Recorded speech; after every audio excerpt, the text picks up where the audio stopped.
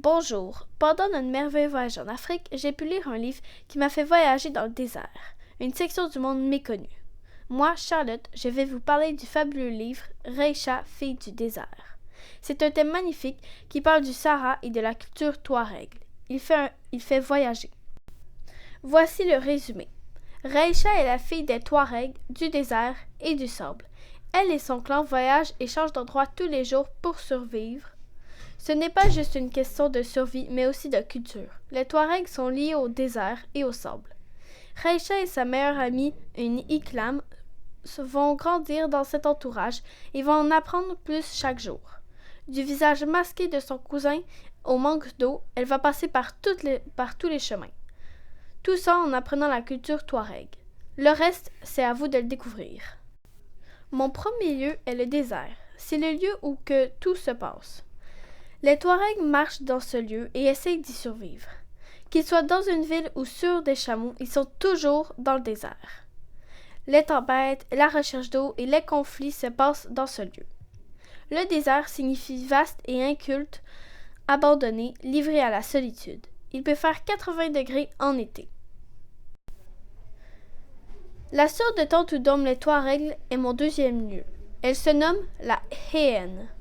Le soir, Reicha dort dans cette tente comme tous ses congénères. Ataka et son clan d'Iklam les transportent pour eux. C'est pour cela que j'ai choisi ce lieu. L'Héenne signifie maison et est faite de cuir ou de natte. C'est l'habitation la plus courante chez les nomades. Dans ce livre, il y a beaucoup d'éléments culturels. Mon premier est un acacia. Reicha et sa bande dressent leur Héenne sous cet arbre. C'était le seul arbre à la ronde, avec de l'ombre. L'acacia est un arbre avec... Maintenant, voici mon deuxième élément culturel. L'animal préféré de Reicha est le fennec. Elle parle de ceci avec son père avec beaucoup de passion. Selon son père, le fennec ressemble à Reicha. Il est aussi nommé renard des sables. C'est un petit renard du genre vulpe qui est de la famille des canidés. Mon troisième élément culturel est le tifinagh. Reicha lit et déchiffre un poème dans le sable en cette langue. Elle apprend cette sorte d'écriture avec sa mère. Elle se vante de mieux la connaître que ses deux grands frères. Le tifinagh est l'écriture utilisée par les Berbères en Afrique du Nord pour écrire leur langue, le tamazight. Mon quatrième élément culturel est le violon que la mère de Reicha joue lors des fêtes, l'imzad. Elle y joue autour du feu, devant son clan et avec la chanteuse qui est sa sœur. Elle chante aussi un peu pour l'accompagner. L'imzad est un vielle monocorde traditionnel de la musique berbère. Il est fabriqué et pratiqué par les femmes.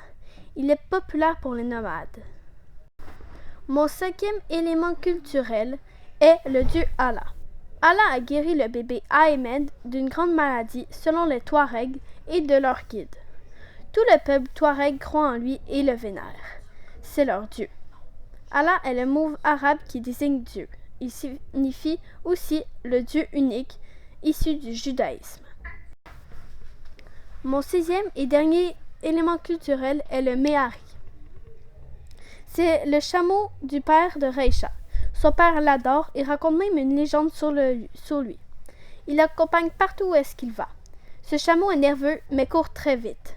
C'est le chameau à son père. En Afrique du Nord, c'est un dromadaire de selle. Ils sont très rapides et ils sont dressés pour les courses. C'est un dromadaire de course en pays arabe. Pour conclure, je vais vous parler de mon appréciation.